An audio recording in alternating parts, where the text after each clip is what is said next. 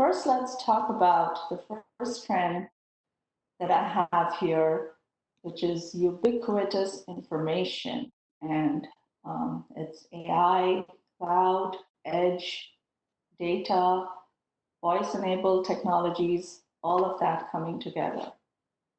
So going forward, if you reflect on where we are now, and there will be an increasing need of getting more and more information wherever you are and whatever you're doing, whether you are, you know, or education or traveling or entertainment, you want access to information and lots of information, intelligent information to help you at that time.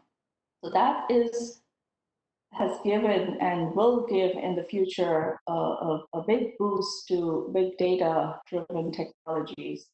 So earlier, when I began my career in software development, we used to build client server applications, right? And then cloud came along. And now, so there are only a few, cloud centers all over the world, but you need real-time applications that run artificial intelligence models.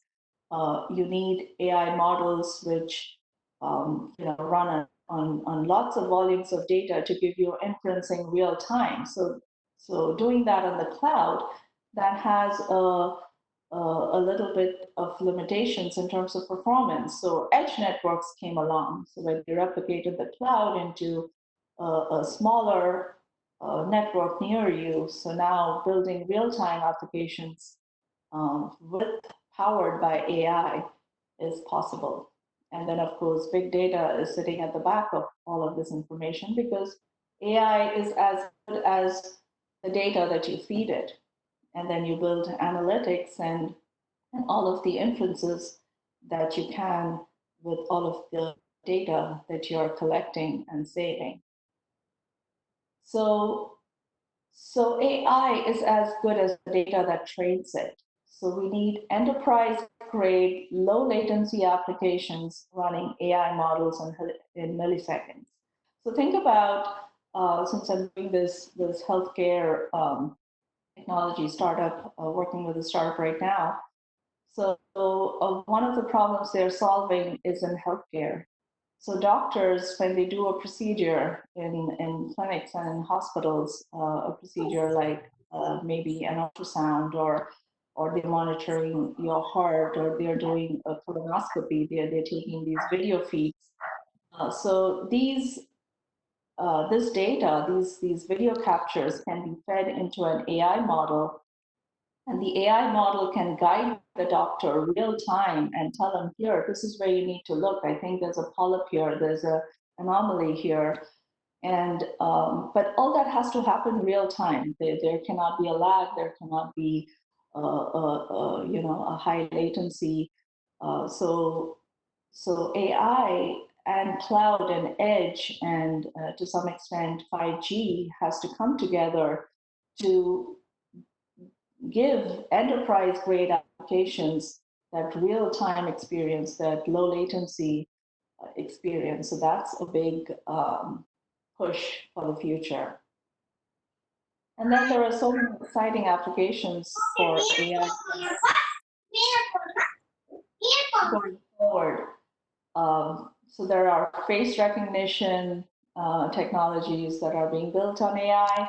There are ways to extract emotions. We all watch Netflix. Netflix predictive engine, when it knows what to suggest to you, what you would like based on your past viewing behaviors. That's based on AI.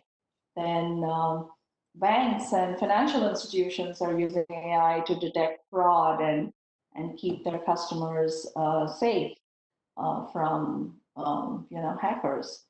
And then I described to you about the healthcare use cases. Of course, there's a lot more that's going on, but these are some of the areas. But the important thing to remember is that we are at an age, and we more and more in the future, the need will be to get instant information and real-time information without any lags and intelligence from computing and from AI models. And we need to be able to bring AI and cloud and edge networks and really huge database technologies to power such applications. And of course, and make them voice enabled so that the way to interact with these systems and these applications become very seamless. So that's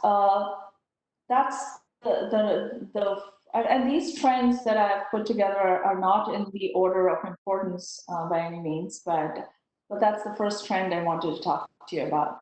And what I mentioned that I'll be referring to some challenge or some problem statement that I think about when this topic comes to mind. And here's something I want to leave you with on this topic, that think of the human brain. How does the human brain store and process information? So the human brain, it has unlimited storage, and it's able to take split decisions with almost partial information. How does it do that? So, if I'm looking at this face, I can maybe just see a part of a face and I recognize who the person is if I know the person well. I can see my car from a distance and I know it's mine just by seeing only a part of it.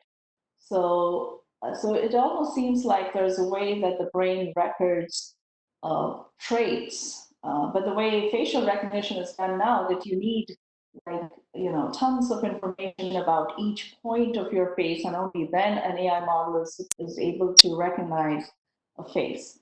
So I think the next evolution on this on AI will be to train models on how to take decisions or how to make inferences with partial information, with inferred data, and that would be the next stage of revolution or evolution of applications on AI.